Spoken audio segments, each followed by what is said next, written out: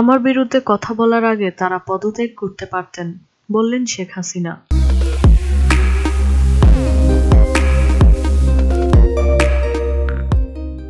হেফাজতে ইসলাম ও সুপ্রিম কোর্টের সামনের ভাস্কর্য ইস্যুতে নিজের অবস্থান পরিষ্কার করে সমালোচনাকারীদের কড়া জবাব দিলেন প্রধানমন্ত্রী শেখ হাসিনা। বাস্তবতা বিবেচনা না করেই অনেক মন্ত্রী তার বিরুদ্ধে বক্তব্য বিবৃতি দিয়েছেন। উল্লেখ করে প্রধানমন্ত্রী এ সময় তার পাশে বসে থাকা তথ্যমন্ত্রী হাসানুল হক ইনু ছাড়াও রাশেদ খান মেনন ও আসাদুজ্জামান নূরের নাম উল্লেখ করে বলেন, আমার বিরুদ্ধে কথা বলার আগে তারা পদত্যাগ করতে পারতেন। যারা হেফাজতের সঙ্গে সরকার হাত মিলিয়েছে, চেতনা গেল গেল বলে গলা ফাটাচ্ছেন।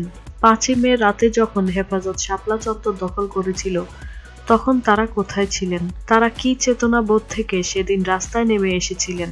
ভাবতে পারেন আর কয়েক ঘন্টা হেফাজতের দখলে থাকলে দেশের কি অবস্থা হতো? সেদিন আমি নিজস্ব চিন্তা ভাবনা থেকে যা যা করণীয় তা করে হেফাজত মুক্ত করেছিলাম। সবার মধ্যে আতঙ্ক ছিল, কি হবে কি হবে।